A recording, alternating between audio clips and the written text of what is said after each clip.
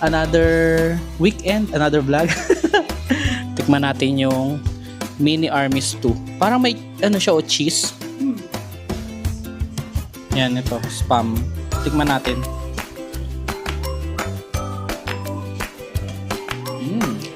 Ay, ang sarap. Tika dito. Sa lahat talaga ng season na na-experience namin dito sa Ireland, winter talaga yung pinaka-least na gusto namin. No, dahil sa Ayun, ano din naman, like dumadaan din lang naman yung winter. Part of life talaga siya. dito talaga pagdating ng January at February, yun yung talagang ano no, mas mamimiss mo yung Pilipinas. A home is not a place, it's where the people at. Si Leon ay 1-year-old na, guys.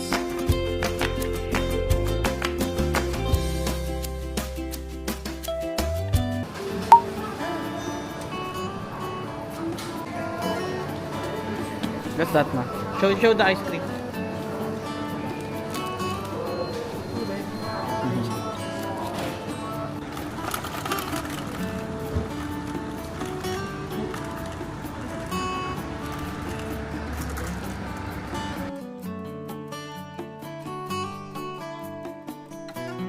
Eat! Eat! Wait!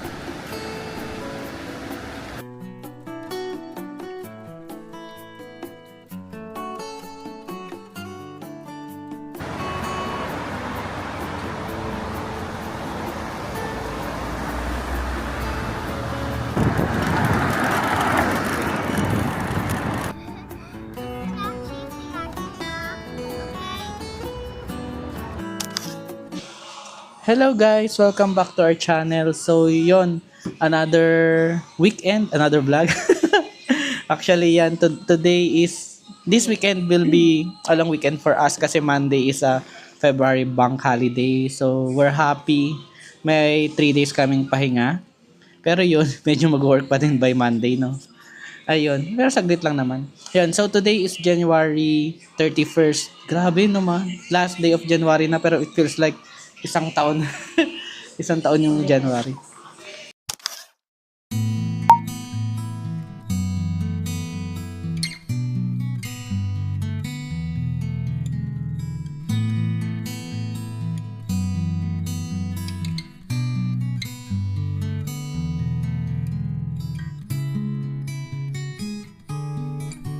Tikman natin yung Mini Armies 2. Parang may ano siya o cheese. Recommended to ni Mama Kare. Spicy. Spicy ka? Sarap. Ah, Sarap. sarap. Wala, ang sarap. Tingnan mo yung may ano dyan, spam. Saka mga sausage. Ito, toge. Tofu. Ay, toge, tofu. Toge. Ayan, yung sausage. Ito, sausage. Saan yung spam?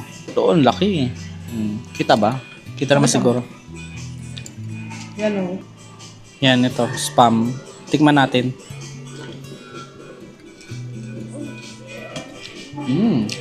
Ay, ang sarap. In fairness hindi siya yung in-expect ko na lasa.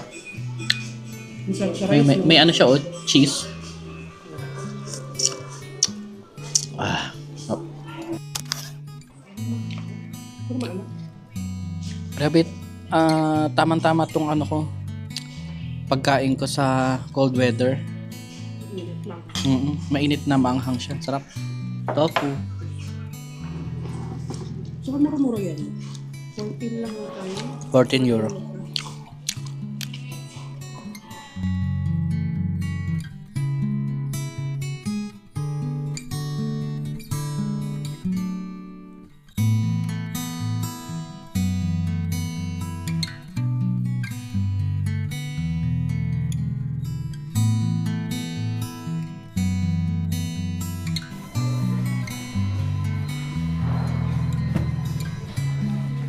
Hi, Pen. Say hi. Tingka dito.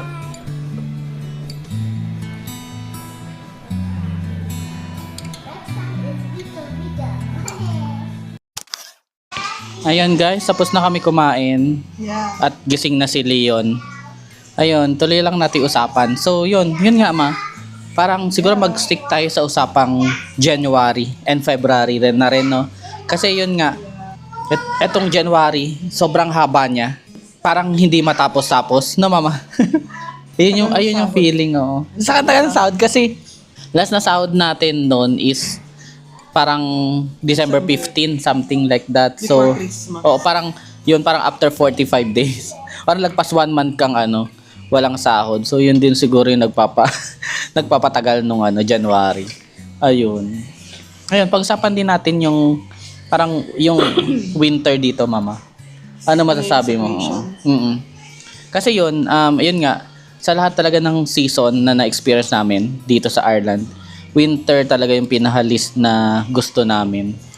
No? Dahil siguro sa malamig siya, and then kalbo yung mga puno, and then gloomy yung sky. So, pero yun, parang kahit naman ibang season, gloomy talaga yung sky dito sa Ireland. Pero mas na talaga. Saka mabilis maggabi. 'Di ba, mama? So parang 4 pa lang madilim na, ganyan 4:30. Isa din yun sa nakakapagpababa ng parang energy siguro. Kaya hindi namin masyadong gusto talaga yung winter dito sa Ireland. Although hindi naman nag-snow, which is like plus factor din sa amin kasi ngayong talaga parang na-experience namin tong lamig. Parang ayaw na rin namin experience na magka-snow. Sobrang hassle niya. Kaya lang wala tayong White Christmas. No? Oo. Yun lang. Yung White Christmas lang yung di namin na-experience dito. Oh, what do you want? What can you say, Leon? Oh, he wants to vlog. Oh. Oo. Ayun mga ikaw, ano sasabi mo sa winter? Ayun, ano din naman, like dumadaan din lang naman yung winter. Part of life talaga siya.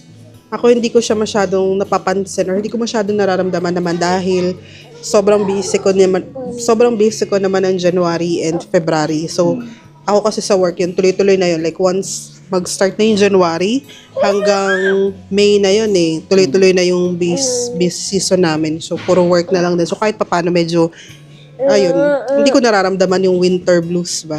Pero syempre, uy. Pero ano ba, ayun, kahit pa paano naman, kami, nag-enjoy naman kami as a family. And luckily, hindi natin na-feel yung, alam mo yun, yung depression ba during this season. Kasi nga, ang dami namin. 4 na kami ngayon, di ba? Oo. Kaya hindi namin din masyadong napapansin or nararamdaman kasi nalilibang kami talaga sa mga bata. And then, yun nga ginagawa namin kasi every weekend, naglalakad kami, yan, lumalabas, kumakain kahit paano para mag-enjoy lang. Kahit dito lang din naman kami sa Limerick, sa city center lang. Di naman kami lumalayo. Kaya medyo nakakalibang din. And then everyday lumalabas din kami. Like during lunch break, tinatry talaga namin na maglakad-lakad kahit paano. Ikaw na pa. Kay Leon. Ayaw bigay ni Leon. Ayun, saka ayun nga, talagang hindi ko masyadong nilook forward tong winter. Parang pinakamasaya sa akin siguro is summer. Kasi hindi siya ganun kainit, pero tolerable talaga yung init dito sa summer. Kaya sobrang ganda ng panahon, sobrang saya tignan yung sky na super blue ganyan. So yun. Maraming tao sa labas. Maraming tao, yeah. Tapos yun, pagka winter, ang inaabangan lang talaga namin is Christmas. Ngayon, pagka after Christmas, ito na, January, February, ito yung mas malamig pa siya actually kesa sa December. Kaya, ayun, nakakadagdag din siya sa low energy, saka low vibe talaga. At dito talaga, kung may makakausap ka mga OFW, yung mga OFW dyan, dito talaga pagdating ng January at February, yun yung talagang mas mamimiss mo yung Pilipinas. No, winter blues nga ika nga. Pero yun, kami nga kasi parang nandito na kami. This is parang nandito na yung buong family, kaya hindi namin masyadong namimiss yung hindi masyado. Hindi mo masyadong ramdam yung pagka-miss mo sa Pilipinas kasi busy ka sa mga bata din, ganyan. Pero yun nga, may narinig din na parang saying na kay yata to kay Alex Ayala na parang a home is not a place, it's where the people at. Tama ba? Yun, yung parang ganun. Yun, so parang yun nga, yung home talaga namin is yung mga tao, Which is tayong apat. which is kaming apat. Oo. Pero yun, syempre, namimiss pa rin natin yung mga mga mama, mga lola, mga papa ko, kapatid, ganyan. Namimiss pa rin naman namin, pero yun, contented na rin kami na kami na lang muna. 'Di ba? Mag-take priority talaga yung kids eh. Oo. Yun talaga lang eh. So, Oo. Ayun, yun talaga, yun yung masasabi ko, January, February, ano din? sobrang lamig. Na hindi lang dahil sa malamig, I think pag January kasi yung period na yun talaga, ito yung period na lagi kami may sakit, 'di ba? Oo. Lalo si Pen, then ngayon si Leon din. So yun yung medyo, alam mo yun, kahit may nakaplano kami for weekend na travel, ganyan, hindi matuloy-tuloy kasi laging may sakit yung dalawa. So namumove. Siguro yun, nakakadagdag din talaga yun. Pero yun, no, tignan mo lang tong batang to. Grabe, nakakagigil. Uli ko to. Oh, say hi to the vlog. Yeah. Leon, say hi. Hi! That's, yan. So this is our winter story. Yun, what it's like. Winter memories, yeah. Yeah, winter memories. Pero yun, looking forward na rin sa next season, sa spring. So yun, ang maganda doon yung mga, sobrang ganda ng mga flowers, ganyan. Pero although medyo may pagkamaulan na rin, ano, malamig pa din. Yun. Tsaka mabilis lang. Saka sobrang bilis lang niya, hindi mo siya talaga mararamdaman. Kaya kailangan, kung gusto mong mag-pick picture sa mga flowers, kung may makita kang flowers, mag-picture ka na kasi mabilis lang yung bilang mawawala. Then summer na. So summer, yun, super excited din. Wala. Oh, hawakan mo. Anong gagawin mo? Ano? Ayan, si ate po ay nag-toilet, sinama ni Mama Kare. So, say hi, Leon. Ayan, si Leon ay 1-year-old na, guys. Ayun, abangan niyo yung birthday vlog namin sa kanya. Pupunta kami ng Kilalo for one night. Magstay kami sa hotel doon. Next week na. So, yun. Yun lang yung celebration namin for Leon. Bawi na lang kami sa'yo, ha? At least meron ka memories dito sa mga vlogs natin. Yun yung mga abangan. And then guys, itatry na rin namin i-taping yung cost of living vlog. So yun, abangan nyo yun. Actual na expenses namin for the whole January. So inantay talaga namin matapos tong January para mas realistic yung cost of living vlog natin. See you later!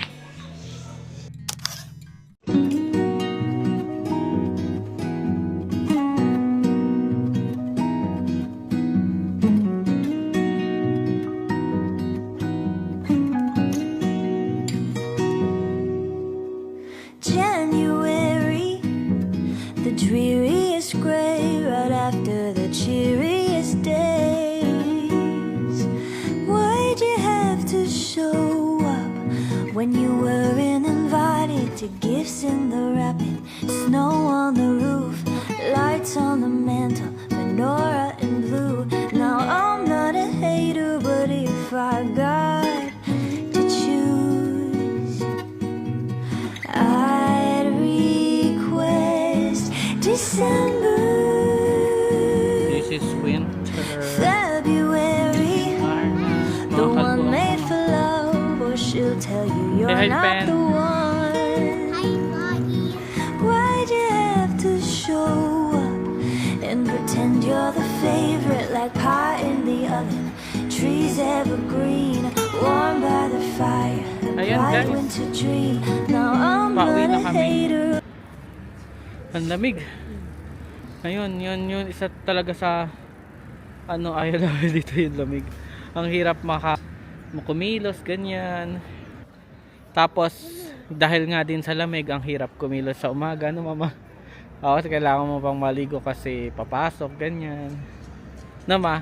Anong experience mo pagpapasok sa Mahirap maligo. Mahirap maligo. Yan lang. Ano pa? Baka mahirap bumangon, no? Malamig. Malamig. Ang sarap lang humiga sa Oo, hirap. kama. Oo. Malaglag Tapos yung anak. si Pen pa kasi kailangan niyang bumangon ng maaga. So hirap kaming gisingin siya, tapos syempre pag tatagalin yung kumot, sisigaw siya kasi nilalamig siya. Ngayon, yun lang din yung mahirap. Ano pa, isa pa din yung yung mga sa skin ng mga bata kasi syempre nagda-dry yung skin nila sa lamig. Kailangan pa silang lagyan ng lotion, ganyan. Yung nangyari kay Pen, nagka-eczema siya sa buong katawan niya kasi bibihira namin siya lagyan nun ng lotion. Yung pala kailangan talagang madalas yung lagay, ganyan. Pagkagising, lalagyan ng lotion. Basta kada palit niya ng damit, nilalagyan niya namin siya ng lotion. Tapos yun, ang ginamit lang namin sa kanya, Aveeno.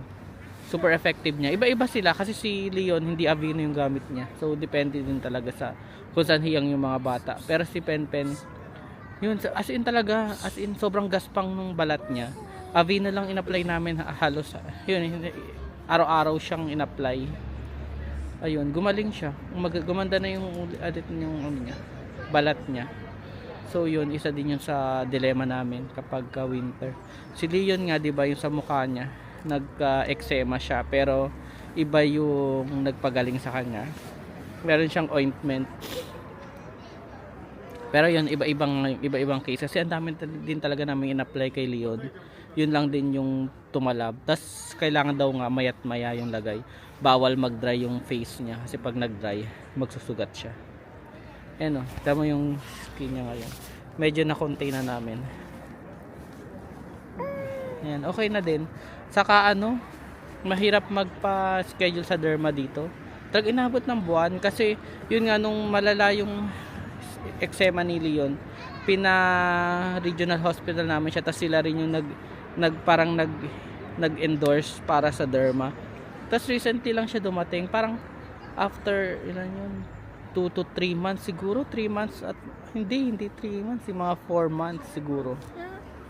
Saka dumating yung parang letter na itutuloy nyo pa ba, ganyan, kasi may hindi ko na matandaan yung kung ano nasa letter, pero yun nga, itatry na endorse. Pero pag di kami nag-reply within 10 working days, ma-forfeit na siya. So parang ibig sabihin, hindi na namin kailangan ng derma. Ngayon, hindi na namin siya pinaschedule kasi na-contain naman namin, umokay na din siya.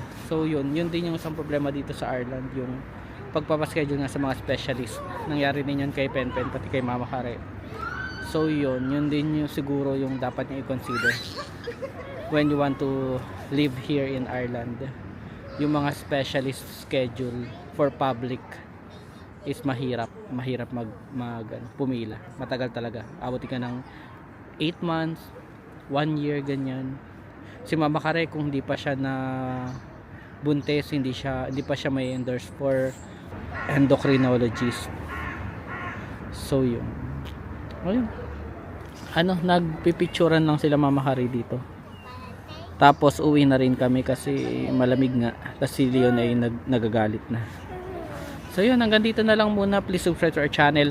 And may bago nga pala, parang yung hype. Pa-hype na din. Para, ewan ko kung ano para saan yun. Basta pinipindot lang namin siya minsan. So pa-hype na din.